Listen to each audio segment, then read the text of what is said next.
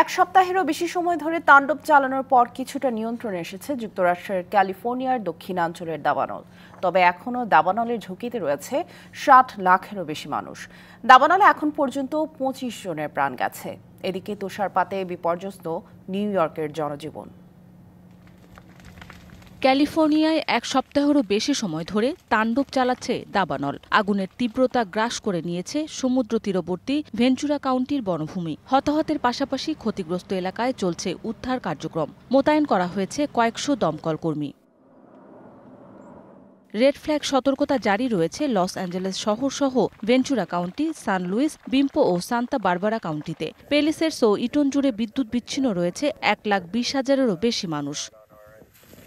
মাঠের অলরাউন্ডার আমি, আর ঘরের allrounder Tylox. Tylox toilet cleaner, clean মানেই টাইলক্স। সর্বোচ্চ সতর্কতা জারি রয়েছে সান্তা সুজানা পর্বতমালা, ওয়েস্টার্ন সান গ্যাব্রিয়েল পর্বতমালাও। এ সময় বাতাসের গতি ৬০ থেকে ৭০ মাইল গতিতে প্রবাহিত হতে পারে। লস অ্যাঞ্জেলেসের ন্যাশনাল ওয়েদার সার্ভিস জানায়, স্থানীয় সময় বৃহস্পতিবার আবারও পাহাড়ি এলাকাগুলোয় শুষ্ক আবহাওয়ার পাশাপাশি বয়ে যেতে পারে দমকা বাতাস। বাতাসের গতি বৃদ্ধি পেয়ে আগুন আরও ছড়িয়ে পড়ার শঙ্কা জানায় যুক্তরাষ্ট্রের আবহাওয়া বিভাগ। একদিকে দাবানল, অন্যদিকে তুষারপাতে নাকাল যুক্তরাষ্ট্র। তুষারঝড়ের কবলে পড়েছে নিউ ইয়র্কের পশ্চিমাঞ্চলের বেশ কিছু এলাকা। ভারী তুষারপাতে লেক এরি ও লেক অন্টারিওর পানি জমে ২ ফুট উচ্চতার বরফ সৃষ্টি হয়েছে। চলতি সপ্তাহে আরও তুষারপাতের পূর্বাভাস দিয়েছে আবহাওয়া অফিস। মৌসুমী শান্তা, ডিবিসি নিউজ ডেস্ক।